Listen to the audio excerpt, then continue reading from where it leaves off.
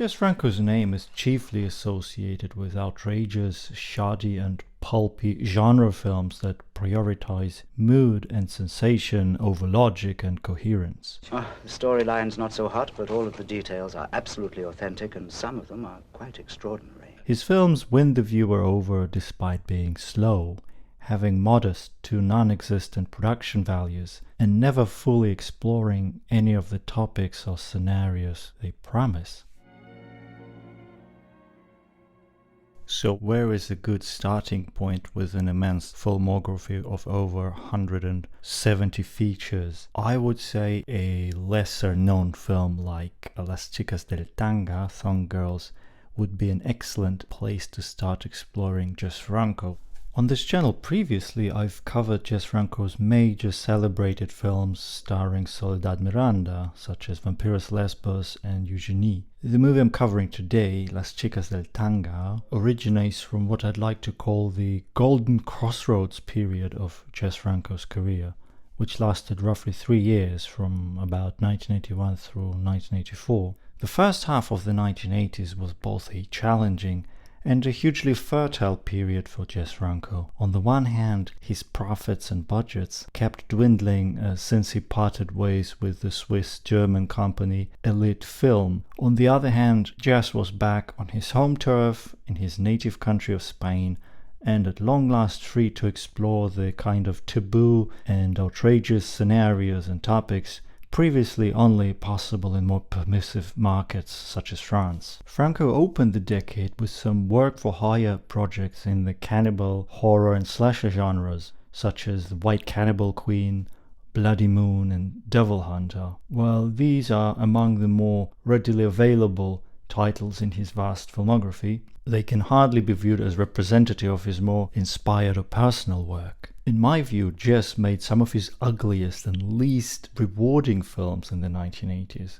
That includes his foray into adult films, but the period also gave us gems such as Camino Solitario, Bahia Blanca and Las Chicas del Tanga. Las Chicas del Tanga is exactly one such inspired, personal and highly accomplished film despite its modest budget and flimsy premise. It's also a rare example of a Jess Franco film that tells a perfectly linear story in enough depth to actually go beyond the visual spectacle to arrive to engage in a more traditional way as a drama. Las Chicas del Tanga is basically a romantic melodrama set against the backdrop of a Spanish coastal resort at the tail end of the tourist season.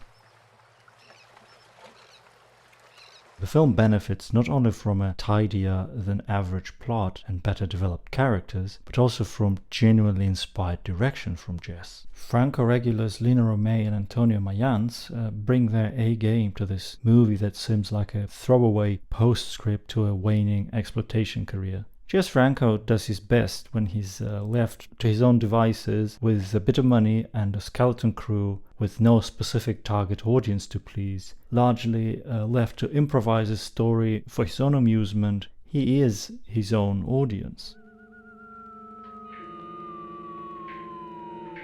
It's common knowledge that it takes a newcomer to Jess Franco universe more than a few uncomfortable, frustrating early viewings before his highly personal brand of filmmaking can become enjoyable. All the qualities that Jess Franco detractors find irritating and his champions endearing are well in evidence in Las Chicas del Tanga.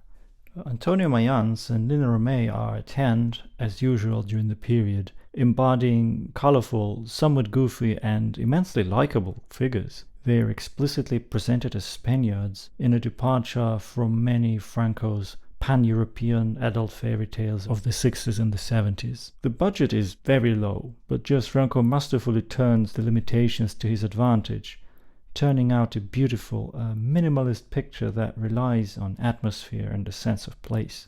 In Las Chicas del Tanga, potentially transgressive and taboo topics are touched upon and treated with a lightness of touch and pleasant lack of pretension. While understandably newcomers to Jess Franco filmography might prefer to ease their way gradually into his universe, starting from his more conventional, expensive productions such as Faceless or Venus in Furs, it's also true that his filmography is largely made up of small and shoddy films. So sooner or later, one is going to have to take that plunge. And Las Chicas del Tanga offers an excellent place to start. It has a strong enough story and enough bizarre and personal touches to make it an enjoyable early Jess Franco film experience for those who can overlook the low production values and the small scale of this film. So why is Las Chicas del Tanga so little known then? Well, there are two factors. One is that it never received any kind of sustained cinema exposure, and even its domestic run was very limited with just a handful of bookings. And the second reason being it promotes itself as a shallow erotic comedy, but in reality it's quite a good-natured, slow relationship melodrama with just a few token naughty moments tacked on to qualify it for that specific niche market. So essentially Las Chicas del Tanga, it's a personal project for Jess Franco disguised as a throwaway raunchy comedy. The film is bookended with panoramic views of the main location, set to a pensive voiceover done by the lead actor Antonio Mayans. And this device goes back to innumerable classics such as Jules Dassin's The Naked City or Jean-Pierre Melville's Bob the Gambler.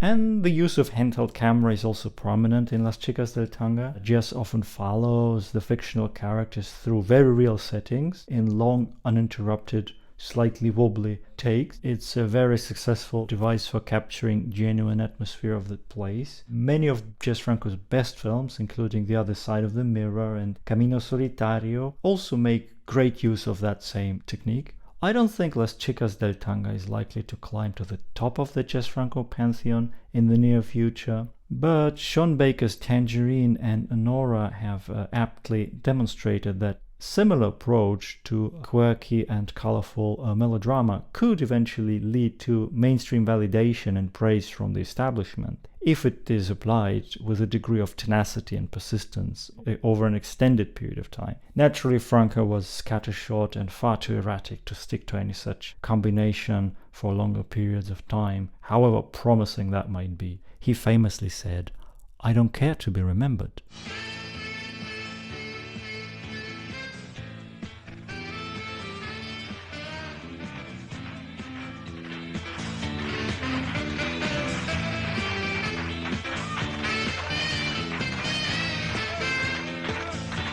Reviewing individual Jess Franco films is a tough proposition, since few of them hold up well as standalone and self-sufficient units.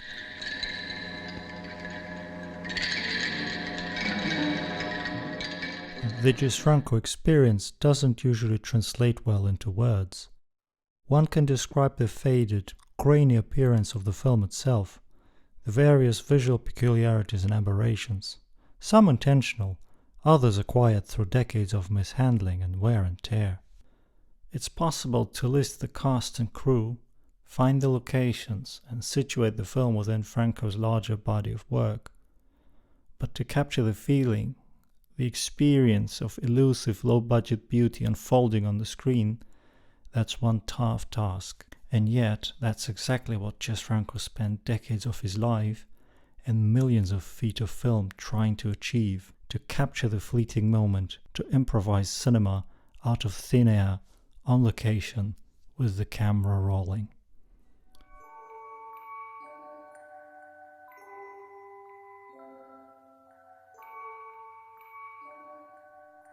Jess would make most of his films in batches, with material from a single shooting day later spread out over 2 or more features to be released potentially years apart in different territories. It wasn't unusual for several years to pass between one film's filming and its post-production and eventual release. Nightmares Come at Night has the feel of one of those patchwork projects put together from material originating from separate shoots.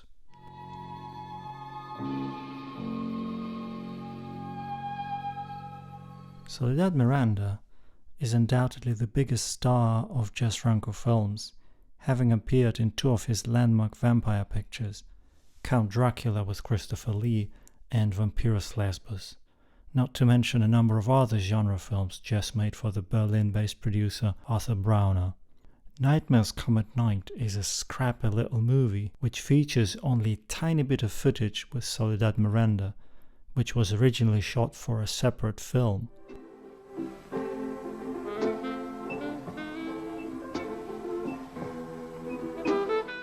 Nightmares Come at Night has one of the thinnest plots of any Jess Franco film. It tells the story of Anna, an emotionally vulnerable person staying at the villa of her friend Cynthia. Plagued by disturbing visions, Anna is on the verge of a breakdown. Whenever she goes to sleep, she has vivid dreams in which she appears to be murdering strangers. Anna even finds bloodstains on her hands upon waking up.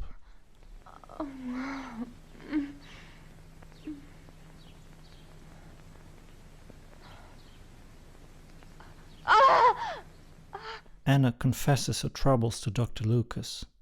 Her grasp on reality becomes increasingly tenuous as she fears she may have committed a series of violent crimes. This very basic outline is all we get in terms of plot from Jess Franco this time around. 80 minutes long, Nightmares Come at Night skips over most action and lingers instead on moments of stasis and suspended time. There are generous stretches of Jess Franco poetry throughout.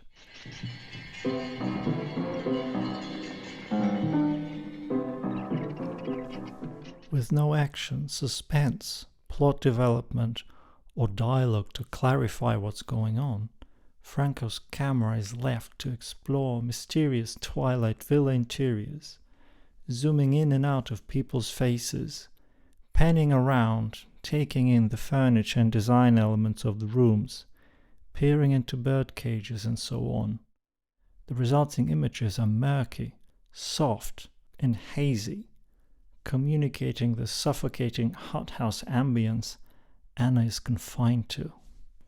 Whatever Nightmares Come at Night may lack in terms of production value is made up for by the excellent music courtesy of Maestro Bruno Nicolai. It's no exaggeration to claim that Bruno Nicolai's precious musical contribution makes the film. If you were to take out the score, the rest would just fall apart.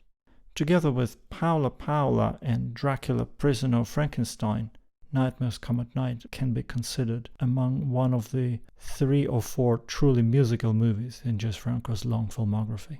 Jess Franco regular Jack Taylor makes a brief appearance in Nightmares Come at Night. Taylor plays a character also named Jack, a kind of a vaguely outlined dream lover. In his only scene, Taylor recites a poetic monologue and generally behaves and dresses more like Anna's idealized romantic male fantasy than an actual human being. This may not be the meatiest part Taylor ever got to play for Jess Franco, but at least he gets to wear a wild shirt, and it's just nice to see him, a familiar face from the Franco extended universe.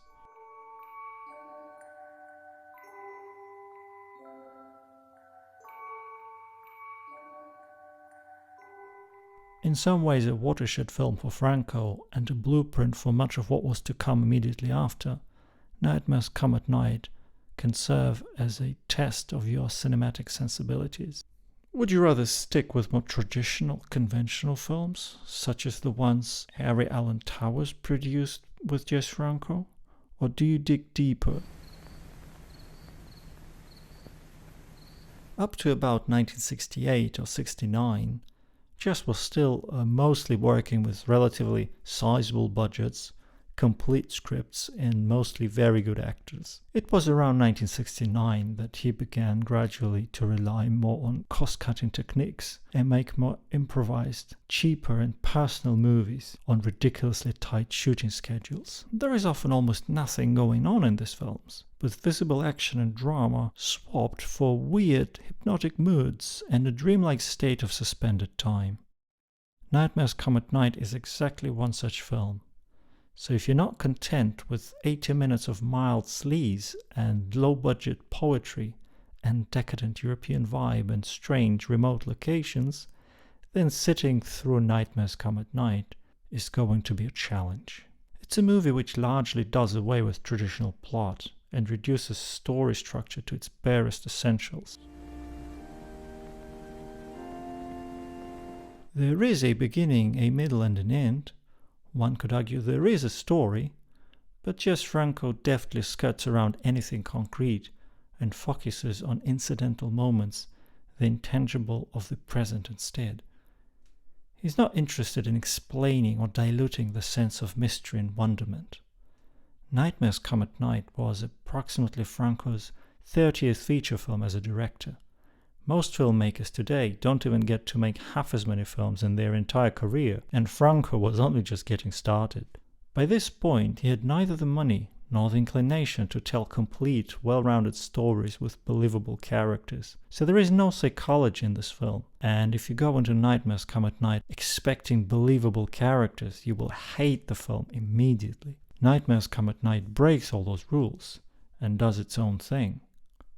As I mentioned earlier, it's a great way to test your sensibilities and look for the sweet spot along the Jess Franco spectrum. Are you just a casual viewer? Do you want to just stick with the more conventional titles, the ones that deliver the gore, such as Bloody Moon or Jack the Ripper? Or do you mainly appreciate the craft of his early classic black and white horror movies, such as The Awful Dr. Olaf? If you find a film like Nightmares Come at Night enjoyable, you might try out Jess Franco's 1990s films, or even his 2000s films, where he further explored those abstract erotic nightmares, but with completely homemade means, on cheap consumer cameras and minimal post-production. So those digital movies are really rough technically, very primitive, but he clearly still had the urge to keep making new versions of his plotless audiovisual experiences, because he went on to make dozens and dozens of those digital films. Nightmares Come at Night didn't even have a proper cinema run. It languished unreleased for at least a couple of years, until it was granted a fleeting booking in Belgium. The film eventually resurfaced on DVD, where it was given an atrocious English language dub. Are we getting that money or what? We must wait. I know. You keep saying that. All we do is wait.